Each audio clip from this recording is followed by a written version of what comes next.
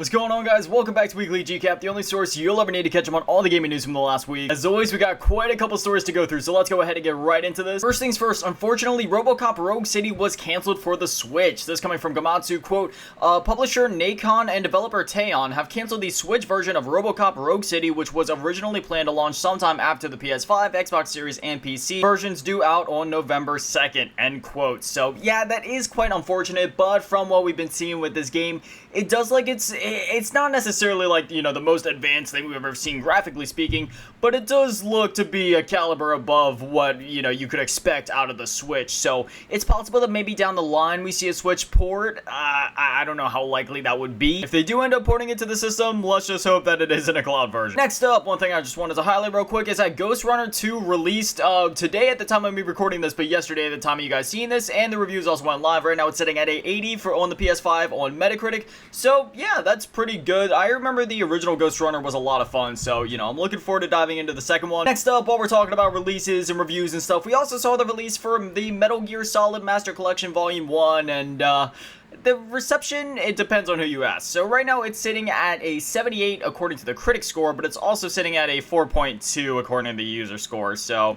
yeah, it's a little mixed. There's not necessarily anything wrong with the games, because obviously these are some of the best games literally ever created, but some people are a little let down by the fact that they didn't do a whole lot in polishing these games or anything like that. But when it comes to Konami and their history, you know, Silent Hill HD collection, you know what? I'm okay that they didn't do a whole lot to this. It is a little confusing that the games run at 30 FPS on Switch, considering that they ran at 60 FPS on PS2. Sure, it was 480p or 480i even, 60 FPS on the PS2, but you would think that a Switch, you know, something that is generations beyond the PS2 would be able to at least handle 720p 60 at the very least, let alone 1080p 60. But it's not. So yeah, there's that, and there's also no native 4K support. It's a really weird situation overall. Personally, that stuff doesn't bother me, but for some others that, you know, shell out all this money for these consoles, I could understand. For me, the way I see it, as long as the game is fun, that's what matters. But for other folks, again, when you're shelling out all this money for the consoles and, you know, expensive $1,000 TVs,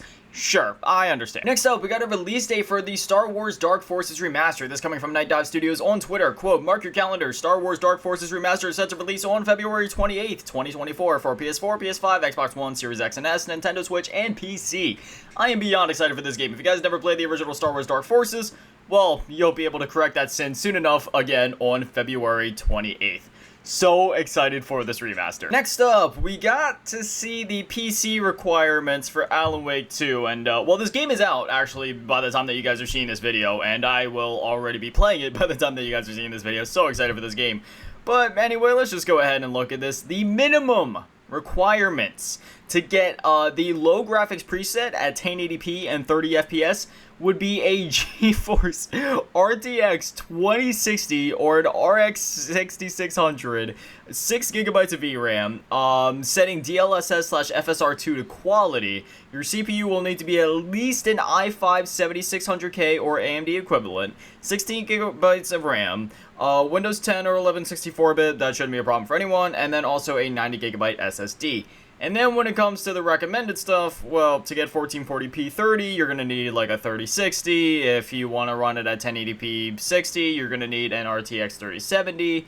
It's just the whole thing. And like I said, even for the minimum and even the recommended requirements, you still actually know this goes across the board. Even to get like high settings with a 4080, you are required to use some sort of upscaling, whether that be like, you know, like FSR or whatever. So that's a little worrisome. I'm not really liking this trend with recent games where even on a high-end, top-of-the-line graphics card, you need to use something like DLSS or FSR in order to get an even close to acceptable frame rate. I'm just gonna say it straight up. Devs, optimize your games, please. I understand game development is hard. I have done game development myself. It is not an easy task. That being said, it's not that hard to optimize your games. Just please. Next up, just something interesting I wanted to highlight is that Battlefield 2042 is surprisingly making a comeback. And honestly, it kind of makes me mad that it's making a comeback. Not because, you know, I spite the community, or not just because, you know, I have some sort of hatred for Battlefield. It's the complete opposite. I love Battlefield. It just makes me mad because this goes to show, or this shows to the publishers at least, that hey, we can release a broken product. Even if it takes us 3 years to fix it, we'll get our money either way. We'll get our money at launch, and then we'll get more money later on when all the players hear that it's fixed. Win-win for everybody. We get our product out sooner to help with the current fiscal year, and it'll boost sales in the future. Like, you know what I mean? Like, it goes along with that mindset. So it kind of makes me mad when these games that launch in such a terrible state end up, becoming good 3 years down the line, and the players praise the game for it and try to, like, go to its defense. Like, no, the fact that Battlefield launched as terribly as it did should not be defended, and I truly do believe that this game shouldn't be supported. If you enjoy the game and enjoy playing it, that is completely okay. Please keep doing it. Games aren't cheap. If you already paid for it, do your thing. But if you haven't paid for it yet, I personally, I'm not saying boycott the game, but I am saying think twice about where your money is going, because every time that somebody purchases this game, it is telling to the publishers, hey, we can put out broken products, and as long as we fix it in a couple of years, it doesn't matter. That being said, that at the time of me recording this, it's sitting at roughly 35,000 players right now on Steam. The 24-hour peak was 93,000, and then we saw an all-time peak of 107,376 that was just hit 5 days ago. That's right, it's at a new record 5 days ago. Again, if you enjoy the game, that's okay. For me personally, I'll play it through like EA Play or something like that, but I won't be actually purchasing the game because I don't want to support these practices, but that's just me. Next up, we got a sales update for Spider-Man 2. This coming from PlayStation on Twitter. Quote, great news, Spidey fans. Marvel's Spider-Man 2 PS5 has sold more than 2.5 million copies in the first 24 hours. Thanks for making this a high-flying launch. And then there's an image below it that says this is the fastest selling PlayStation Studios game in PlayStation history. So that's insane. I've already played through Spider-Man 2, literally the day that it came out. I just sat down, and in the span of 24 hours, I already had the main quest knocked out, and at this point, I mean, recording this, I'm already done with the game. I did all the side quests. Literally, the only thing that I'm missing in the game is, like, some random collectibles around the map. Otherwise, I've done everything. Whether it's DLC or a sequel, I'm ready for whatever's next. If you've even been thinking about picking up the game, do it. Next up, we got a similar update here where Starfield has surpassed 11 million players. This coming from a Microsoft conference call, quote, already with Game Pass, we're redefining how games are distributed, played, and discovered. We set a record for hours played per subscriber this quarter. We released Starfield this quarter to broad acclaim. More than 11 million people have played the game to date. Nearly half of hours played have been on PC, and on launch day, we set a record for the most Game Pass subscriptions added on a single day ever, end quote. So, yeah, that's pretty impressive. Starfield, another one where I highly recommend it, whether you get it through Game Pass, whether you pay for it outright. It is worth every single penny. That game is an absolute masterpiece. Next up, just something quick I wanted to highlight is that Cult of the Lamb is temporarily free for NSO members. Right now it's available with a free trial, but this coming from Nintendo, quote, from October 25th at 10 a.m. PT to October 31st at 11:59 p.m. PT, Nintendo Switch Online members can download and try the full Cult of the Lamb game at no additional cost, end quote. So, again, if you have an NSO account, you can go in, you can download the trial, you can try the game out, and I believe the game is also on sale right now. Don't quote me on that. But another one that I can highly recommend. This is one of the more interesting games that I've played in recent times, but that's not a bad thing. Trust me. It's a it's quite a game, let me tell you. It's quite imaginative, but you'll enjoy it. Next up, PlayStation Visual Arts was hit with some layoffs. This coming from Video Games Chronicle. Quote, several developers have announced that they have been laid off from PlayStation's Visual Arts group. Among them, former senior level designer Daniel Bellemere wrote, unfortunately, following a wave of layoffs last week was my last at PlayStation. While this is certainly not the news I was hoping for, I'm grateful to have had a chance to work amongst extremely talented colleagues on incredible projects, and I'm leaving with good memories of my time there, end quote. Bellemere is based in San Diego and was working on an unannounced project. It's unclear if he was based at PlayStation's Visual Arts Group or Sony San Diego. The San Diego-based Visual Arts Service Group was founded in 2007 with the goal of growing some of PlayStation's biggest franchises. Visual Arts Service Group was recently brought to prominence for its work on The Last of Us Part 1, work that reportedly saw the game be brought in-house at the original studio Naughty Dog to finish the project. Another former employee, Matt Barney, wrote, quote, goodbye PlayStation/Sony Interactive Entertainment, it's been real. For the past few months, I knew this layoff wave was coming. I love PlayStation and I always will. I mean, I stayed when I had the chance to leave, so obviously. Other developers have posted on social media about the contracts with PlayStation's Visual Arts Group ending, but it's unclear if this was the natural conclusion of the contract term or a layoff. So, it's quite unfortunate whenever these layoffs occur. It's been happening all over, not just the video games industry, but the industry of just, the workforce, period. Like any job, any industry. So, it's pretty unfortunate, but I wish these guys the best of luck, whether they were just contractors or for the ones that were actually, like employees.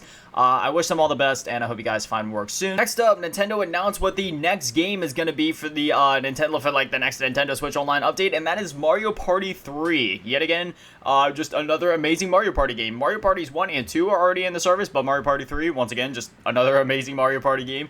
So, yeah, I mean, I don't know, gather some friends, gather some family around, whether you're playing it for the first time or whether you're revisiting just for the sake of nostalgia. It's just Mario Party as a whole, just that franchise is it's always a good time. And finally, we have a recap of the Xbox showcase that took place on Wednesday, October 25th. So, they opened the show with a new trailer for Like a Dragon Infinite Wealth's Dondoko Island. This is a game mode that looks to be merging Like a Dragon and Animal Crossing's gameplay style. It looks very interesting. I'm quite intrigued, and I will indeed be checking this out. After that, the developers of Power Wash Simulator, Future Lab, announced Ikaro Will Not Die for Xbox Series X and S. This is an action-adventure roguelite, and it's a spiritual successor to their Velocity series. Next up, they showed a new gameplay trailer for the upcoming horror game Still Wakes the Deep, which is coming to Xbox Series X and S and Game Pass in 2024. After that, we got another look at some RoboCop Rogue City gameplay, and then after that, we saw Dungeons of Hinterberg, which launches for Xbox Series X and S and Xbox Game Pass in 2024. After that, Spirit of the North 2 was announced, and we got our first look at the game. A release date was not announced, but was announced to be coming soon to the Series S and Series X. After that, we got a surprise and got to see some in-engine footage of the upcoming Metal Gear Solid 3 remake, Metal Gear Solid Delta Snake Eater, which I'm so excited for that game, man. I have so much nostalgia for the original Metal Gear Solid games. So seeing them remake Metal Gear Solid 3, oh god, dude, my excitement cannot be, I'm all giddy right now. Alright, calm it down, Nathan. Anyway. Then we got to look at the upcoming medieval city builder Manor Lords, which will come to PC Game Pass in April next year and Xbox Game Pass at a later date.